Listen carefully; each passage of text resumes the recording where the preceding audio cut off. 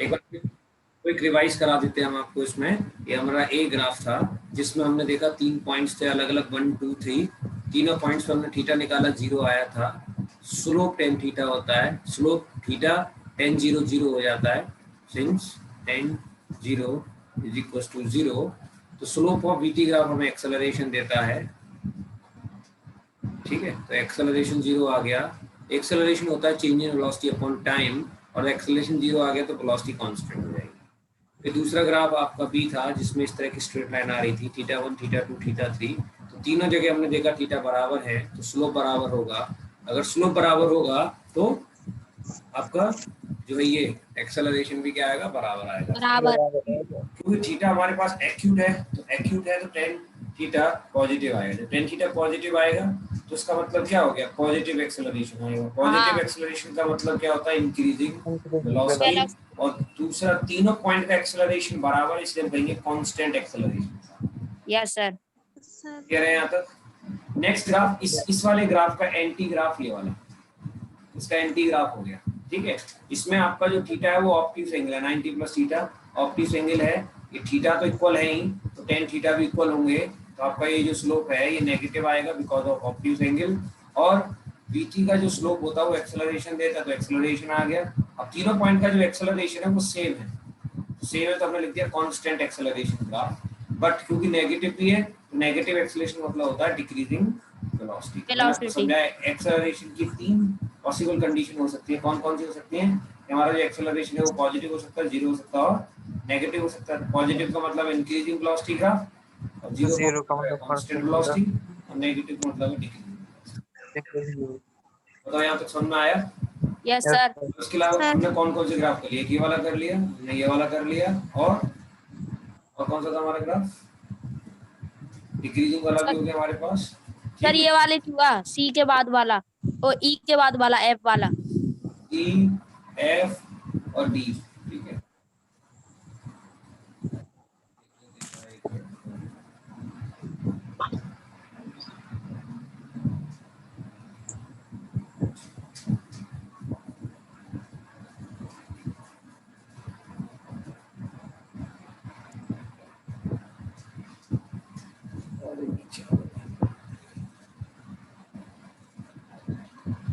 चलिए तो बाकी ग्राफ को देख लेते हैं। अब जैसे अगर ग्राफ इस तरह से हुआ आपका, ऐसे होता है, तो एक ग्राफ आपके पास ऐसे भी आ सकता है, एक ग्राफ आपके पास ऐसे भी आ सकता है, सारे भी ठीक है। तो इसमें आपने 3 पॉइंट मार्क किए होंगे, 1 यस 2। सर। तीनों पॉइंट को हॉरिजॉन्टल टू एक्स एक्सिस आपने लाइन खींची होगी। ठीक है, जैसे आप इसमें parallel to x axis line खींचेंगे तो यहाँ पर 3 डिफरेंट एंगल्स बने होंगे। Yes sir.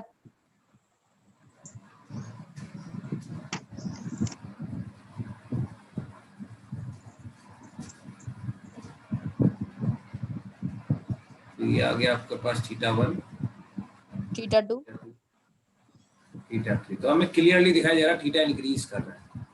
Yes sir.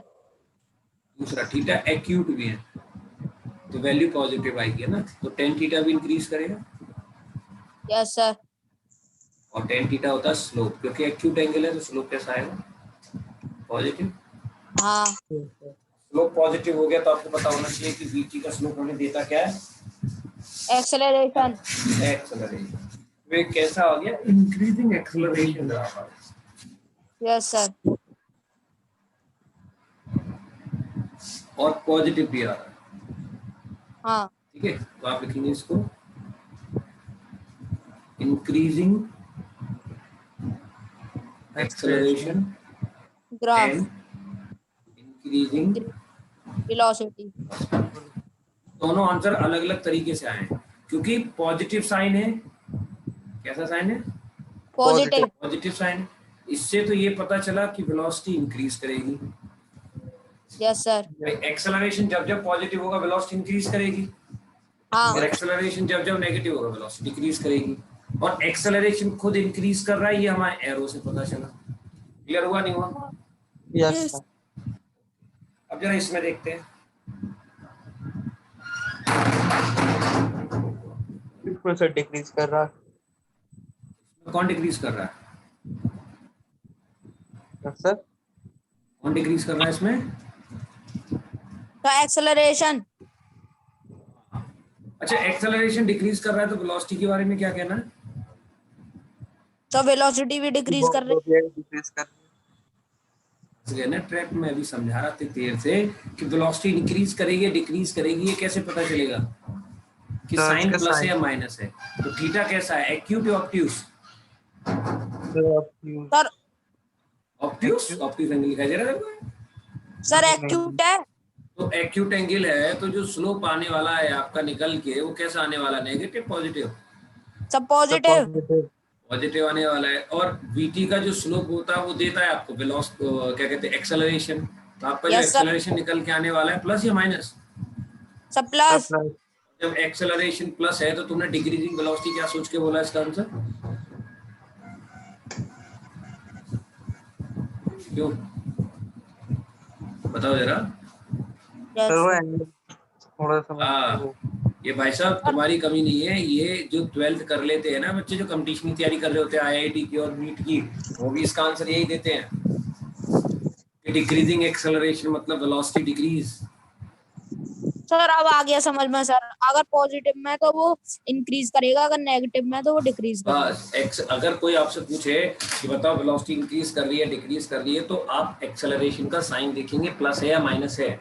और फिर भी Yes, अगर sir. आपको साइन पता नहीं चल रहा है तो आप थीटा देख लो, एक्यूट एंगल है या ऑब्ट्यूस एंगल है। Yes, sir, एक्यूट हाँ, एंगल उससे पे पता tan थीटा चलता है। प्लस देगा और ऑब्ट्यूस एंगल पे tan थीटा माइनस देगा।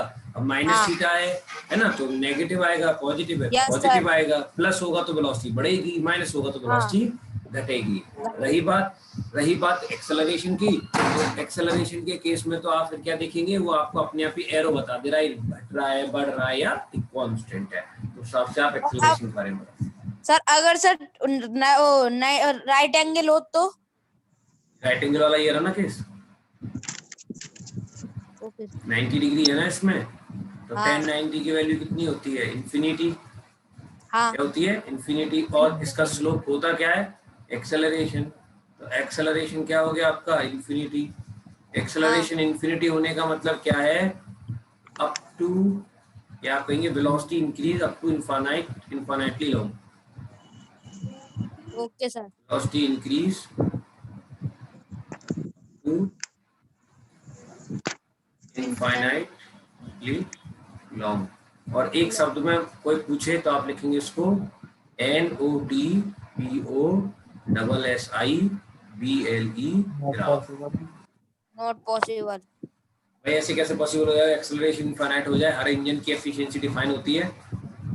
एक्सेलरेशन क्या होता है, एक्सेलरेशन से फोर्स डिफाइन होता है, F बराबर ma। बॉडी का मास, बॉडी का एक्सेलरेशन, दोनों का प्रोडक्ट तुम्हें फोर्स देता है। क्या ऐसा पॉसिबल है दुनिया की ऐसी कोई मशीन बनी है जो इनफाइनाइट फोर्स लगाए? No sir. सर तो इनफाइनाइट एक्सेलरेशन कैसे पॉसिबल है?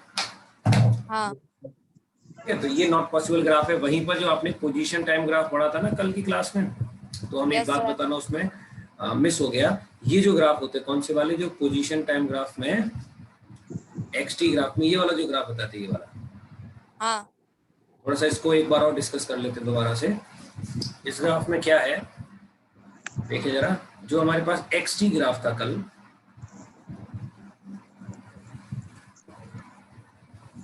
ठीक है, ये XT ग्राफ था हमारे पास। तो XT ग्राफ में एक इस तरह से हमने लाइन बनाई है, सॉरी ये नहीं, हाँ ये वाला लाइन। तो इस पे अगर आप 3 पॉइंट मार्क करते, point number 1, point number 2 and point number 3, if we mark the 3 point, तो तीनों डिफरेंट पोजीशंस पे आप क्या करेंगे, parallel to time axis line खींचेंगे, नहीं खींचेंगे? Point number 1, point number 2, point number 3। तो ये जो होगा दिस वन, θ1, θ2 θ2 एंड θ3। तो आप लिखेंगे तीनों थीटा आपस में बराबर हैं और कितने 90 डिग्री हैं। Yes sir. स्लोप आने वाला है वो 1090 यानी कि इन्फिनिटी आने वाला है। Yes, और sir. एक्स टी का स्लोप क्या देता है? वेलोसिटी। Velocity. इसका मतलब हमारी वेलोसिटी इंफिनिटी होगी। ये बात समझ में आ गई थी? Yes Okay, sir. ये भी नॉट पॉसिबल ग्राफ है। कैसा ग्राफ है ये? Not possible. और साथ में इसके साथ एक और नाम जुड़ा हुआ होता है, इसको हम बोलते हैं GOD।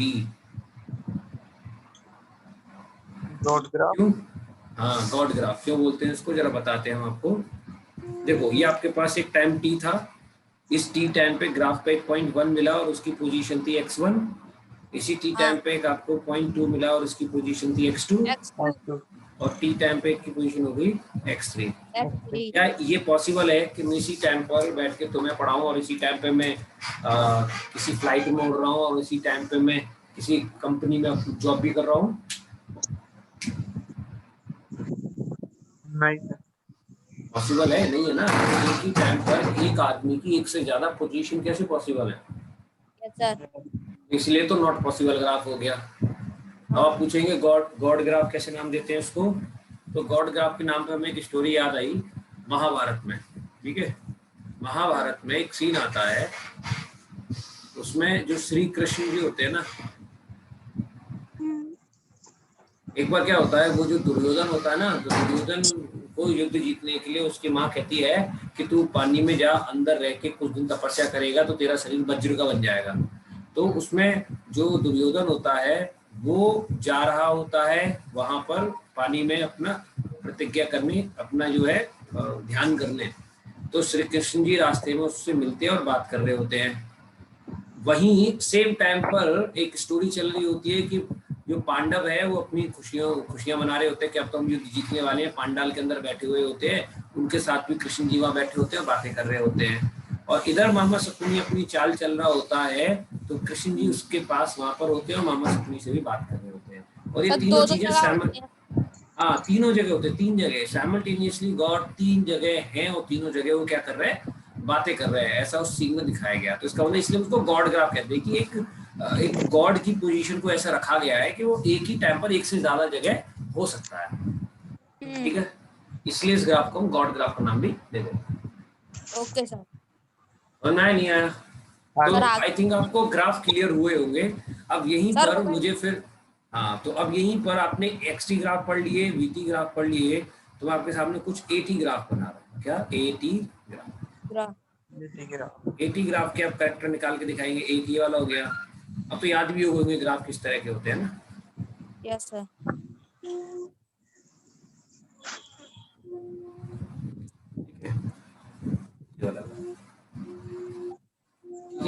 इसमें एक ग्राफ और बढ़ा देते हैं आपका थोड़ा दिमाग और चलाने के लिए। ऐसे करिए, जरा इसको देखिए, दिमाग लगाइए, सोचिए क्या हो सकता है आंसर जल्दी।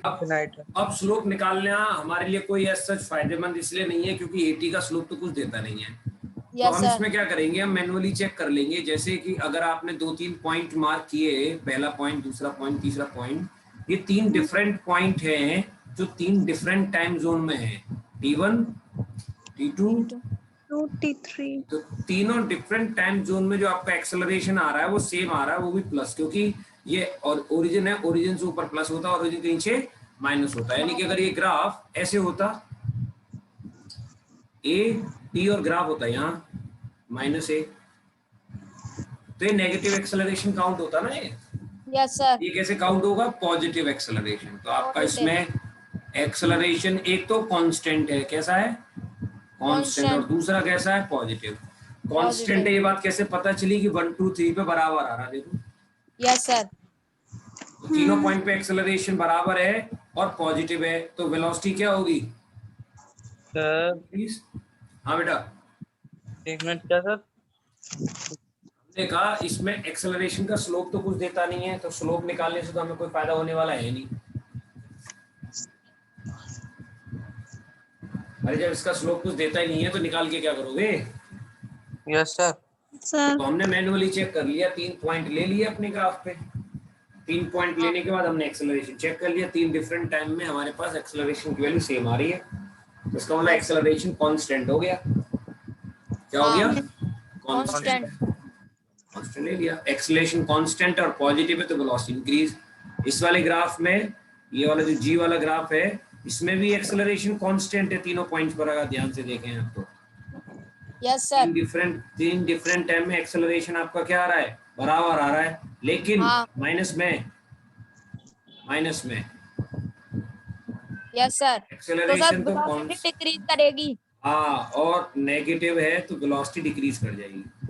क्लियर हो गया ना? अच्छा, Yes. इसमें Yes, sir. देखें तीन डिफरेंट पॉइंट पर अगर आप ध्यान से देखें तो आपका जो इस वाले पॉइंट नंबर 1 पे आपका T1 टाइम पे एक्सेलरेशन ये A1, T2 टाइम पे एक्सेलरेशन क्या है A2, और T3 टाइम पर एक्सेलरेशन क्या है A3। Yes sir. इधर तो एक्सेलरेशन बढ़ रहा है, इधर टाइम बढ़ रहा है, तो हम इसको कहेंगे increasing acceleration graph. Yes sir. हाँ। Yes. और एक्सेलरेशन कैसा, पॉजिटिव नेगेटिव? सब पॉजिटिव। वेलोसिटी क्या करेगी? इंक्रीज। इंक्रीज। हाँ, इंक्रीज करेगी। ये देखो 3 पॉइंट है, yes A1 sir. T1, T2 A2, T3 A3। इसमें भी एक्सेलरेशन इंक्रीज कर रहा है, यस सर। और पिछले वाले में भी इंक्रीज कर रहा था। यस सर, वेलोसिटी दोनों में कुछ अंतर है, दोनों की इंक्रीज, पहले वाला भी पॉजिटिव था, ये भी पॉजिटिव है, तो दोनों ग्राफ में अंतर क्या हुआ फिर? इसमें भी वेलोसिटी इंक्रीज करेगी। यस क्या सर। अंतर है दोनों ग्राफ में? तो कुछ अंतर नहीं है। नॉन यूनिफॉर्म इंक्रीज है, नॉन यूनिफॉर्म, ये यूनिफॉर्म है। T1 से T2 जाने में जितना टाइम बढ़ा है उतना ही A1 से A2 आने में एक्सेलरेशन बढ़ा होगा। T2 से हाँ, T3 से हाँ, जितना टाइम बढ़ा, यहाँ पर क्या होगा, टाइम ज्यादा बढ़ा होगा, एक्सेलरेशन देखो पहले कम बढ़ा, फिर टाइम में फिर एक्सेलरेशन ज्यादा बढ़ गया, ग्राफ ऊपर की तरफ भाग रहा है। ठीक है? Yes sir. Sir. अब ये भी नॉन यूनिफॉर्म एक्सेलरेशन इंक्रीज है और ये भी non uniform acceleration yes sir. Acceleration. इसमें नॉन यूनिफॉर्म डिक्रीज हो जाएगा फिर। Yes sir. Sir. इसमें इसमें ये इस वाले ग्राफ का उल्टा हो जाएगा, इसमें यूनिफॉर्म डिक्रीज हो जाएगा। Yes sir. आ रहे ना समझ में बात? हाँ सर, नहीं आ रहे ना? चलो, कभी भी कॉल आपकी डिस्कनेक्ट हो सकती है, रिकनेक्ट कर लेना मुझे।